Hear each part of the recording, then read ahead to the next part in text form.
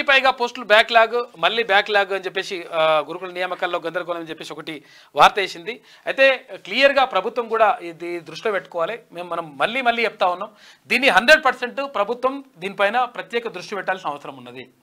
ఎందుకంటే ఇక్కడ గురుకుల పోస్టులకు సంబంధించి మనం ఏవైతే నియామకాలు చేపడుతుందో ప్రభుత్వం నియామకాలు చేపడుతుంది, సంతోషం, వాళ్ళు ఆనందం వ్యక్తం చేస్తూ ఉన్నారు. కాకపోతే ఏంటంటే ఫస్ట్ డిఎల్ నింపిన తర్వాత ఆ తర్వాత జేఎల్ నింపాలి, డిగ్రీ కాలేజ్ లెక్చరర్ నింపిన తర్వాత జూనియర్ కాలేజ్ లెక్చరర్ నింపిన తర్వాత పీజీటీ నింపిన తర్వాత టీజీటీ, ఇట్లా నింపితే ప్రాబ్లం ఉండదు. అయితే టీజీటీ నింపిన తర్వాత పీజీటీ ఇట్లా నింపడం వల్ల ఏమవుతుందంటే పెద్ద జాబ్ వస్తే ఈ జాబ్ నుంచి ఇంకో జాబ్లోకి జంప్ అయిపోతున్నారు. ఒక్కొక్కరికి 3-4 జాబులు వస్తున్నాయి. ఈ 3-4 జాబులు రావడం వల్ల అవి ఖాళీలు ఏర్పడుతున్నాయి. అవి బ్యాక్లాగ్ ఉంచకూడదని చెప్పేసి వాళ్ళు ఎవరు నిరాదీక్ష చేస్తూ ఉన్నారు.